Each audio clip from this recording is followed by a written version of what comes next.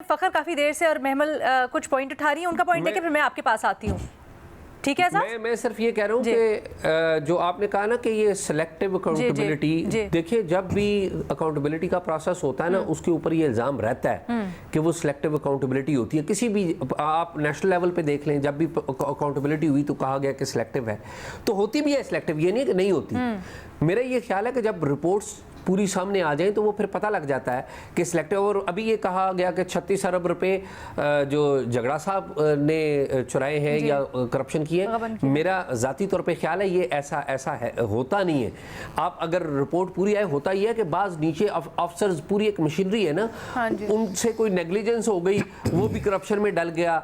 मैं एक्सपेक्ट ये कर रहा हूँ कि तैमूर झगड़ा साहब एक मौसर जवाब देंगे और हम पब्लिकली देखेंगे कि रिपोर्ट है क्या। सर वो चोरी का नहीं है, माजरत के साथ वो जो एग्जैक्ट लाइन है ना, जो एटलीस्ट मैंने पढ़ी है, 2-4 खबरों को मैंने रेफर किया था, उसमें वो इस तरह के वो ग्रेजुएटी एंड पेंशन फंड से निकाली गई है गलत तौर पर, तो वो चोरी का भी हमें नहीं पता। निकाली गई होगी। हाँ, मैंने कहा मैं क्लेरिफाई कर दूं, ये थोड़ा सा फैक्ट मैं वही कह रहा हूँ। मिनिस्टर के पास मिनिस्टर ये याद रखने की बात है कि किसी भी मिनिस्ट्री का जो प्रिंसिपल अकाउंटिंग ऑफिसर होता है वो उस मिनिस्ट्री का सेक्रेटरी होता है। ठीक है। इल्जाम लग जाता है वजीरों के ऊपर, तो ये मेरे ख्याल में अभी देखने की बात है कि उनके ऊपर एक्चुअली इल्जाम है क्या, नेग्लिजेंस है या क्या है, और फिर वो उसका जवाब क्या देते हैं। ठीक है सर, मेरा ख्याल है जरा मेन पॉइंट के ऊपर आते हैं जो हम बात कर रहे थे, ये अकाउंटेबिलिटी, इसका पर्पस क्या है फ़खर?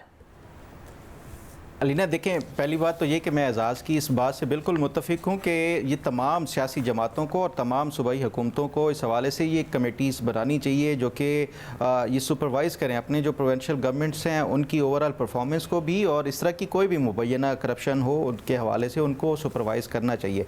इसमें कोई बिल्कुल दो राय नहीं है। लेकिन सवाल ये है कि क्या ये जो कमेटी बनाई गई है उसने अपना पर्पस जो है वो मीट किया है या नहीं किया, और क्या वाकई इमरान खान अकाउंटेबिलिटी और ट्रांसपेरेंसी चाहते हैं और एक एग्जाम्पल सेट करने के लिए ये उन्होंने सारा कुछ किया है। देखिए, हमें उसके लिए सबसे पहले तो ये कमेटी का मकसद देखना चाहिए कि ये कमेटी बनाई क्यों गई थी। ये कमेटी अगस्त 2024 में इसलिए बनाई गई कि उस टाइम अली अमीन गंडापुर की काबीना में से एक मिनिस्टर ने अपने ही वज़ीर आला के ऊपर करप्शन के इल्ज़ामात लगाए, करोड़ों रुपए कमीशन के और मुबैना तौर के ऊपर ये इस तरह के इल्ज़ामात लगाए।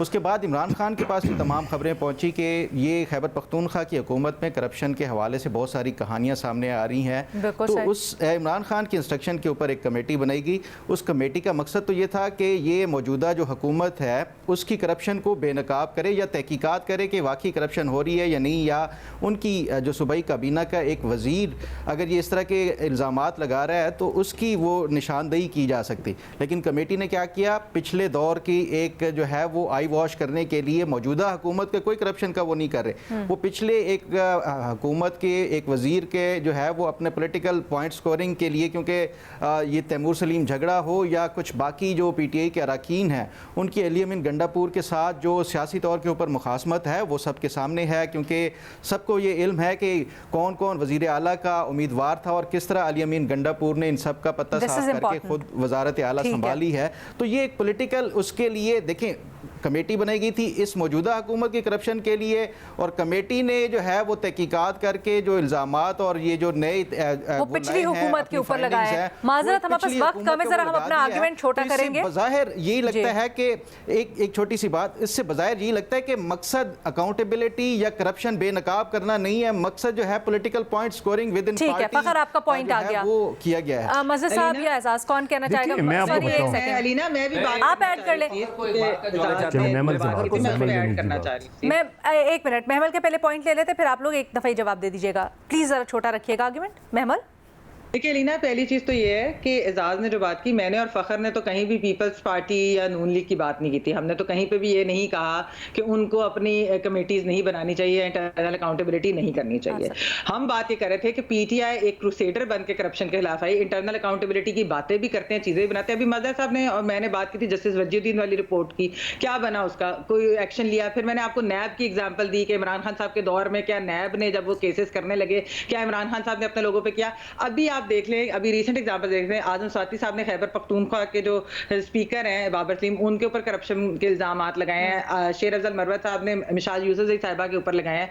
अब ये देखना है कि क्या एक्शन होता है कि नहीं, क्योंकि माजी के अंदर हमने ये देखा है कि इल्जामात जरूर लगे पीटीआई के अंदर से ही, लेकिन उनके मुबैना इल्जामात उन्होंने ही लगाए और वो फिर जो है उसका एक्शन नहीं हुआ। ये बात हम कर रहे थे कि जो ये कॉल ऑफ फेल में तजाद है, और पीटीआई तो क्योंकि क्रूसेडर बनी है, जो मैंने बात ये की है, वो ये चीजें बनाते हैं, ऑप्टिक्स के लिए दिखाते हैं, लेकिन एंड पे करते क्या है, ये बात हो रही है। देखिए मैं आपको बताऊं, ये चार्टर ऑफ डेमोक्रेसी जो थी, 18वीं तरमीम थी, उसकी स्पिरिट क्या थी, जो अकाउंटेबिलिटी के हवाले से बात कह रहे हैं जी सर। उसकी स्पिरिट, और उसमें लिखा हुआ है कि इसी वजह से उन्होंने कहा कि जब भी कोई पार्लियामेंट बनेगी, सूबाई असेंबली बनेगी, तो लीडर ऑफ द ऑपोजिशन जो है वो चेयरमैन अकाउंटेबिलिटी कमेटी होगा। आज मुझे बताएं, पीपल्स पार्टी सिंध में तो कभी रहा ही नहीं ऑपोजिशन का लीडर जी सर, जो है पब्लिक अकाउंट्स कमेटी का। पंजाब में एक मरतबा, आज मुझे नहीं पता पंजाब में कौन है, लेकिन एक मरतबा महमूद रशीद साहब खैबर पख्तूनख्वा में कौन है, भी कर रहे थे कि बाकी पार्टीज को आप लोग बिल्कुल सही कह रहे हैं, करना चाहिए, लेकिन इस वक्त सवाल या party in question is PTI, तो उनकी बात अगर आप करें, क्योंकि उनके कॉलर फेल में तजाद नजर आ रहा है। आज मैं तो सिर्फ एक बात कह रहा हूं कि क्या सिर्फ खैबर पख्तूनख्वा में करप्शन हो रही है जी? अगर वहां ये चीजें आ रही हैं तो बहुत अच्छी बात है, और ये बड़ी गलती थी पीटीआई की गवर्नमेंट की कि एहतसाब कमीशन खत्म कर दिया उन्होंने खैबर पख्तूनख्वा में, ये सबसे बड़ा ब्लंडर था उसका। लेकिन ये चीज़ें, हम तो एक प्रिंसिपल की बात कह रहे हैं ना, लेकिन अगर आपने डेमोक्रेसी को मजबूत करना है तो अकाउंटेबिलिटी प्रोसेस को ट्रांसपेरेंट होना चाहिए और अक्रॉस द बोर्ड होना चाहिए। एजाज आप अगर जवाब देना चाहें, फ़खर ने भी पॉइंट्स उठाए, महमल ने भी पॉइंट्स उठाए, प्लीज़ मुख्तसर। मेरे ख्याल में जो इन्होंने जवाब दिया वो काफ़ी तफसीली है, लेकिन एक बात मैं सिर्फ ये कर दूं कि मेरे ख्याल में जो झगड़ा साहब का बयान है वो बड़ा क्लियर है, और जो पार्टी फॉर्म की गई थी, ये कमेटी फॉर्म की गई थी, उसमें एक बात ये क्लियर की गई थी कि जो भी हुकूमत में शामिल होगा या जो हमारे वुज़रा हैं जब हुकूमत में शामिल होंगे तो वो इस कमेटी के ज़रिए निकलेंगे, यानी कि कमेटी इनके ऊपर फ़िल्टर लगाएगी। इस कमेटी ने हुकूमत के बारे में क्या रिपोर्ट दिया है, नहीं दी, ये आई है या नहीं आई, इसका अभी रिकॉर्ड के ऊपर कोई मीडिया में कुछ छपा नहीं हुआ।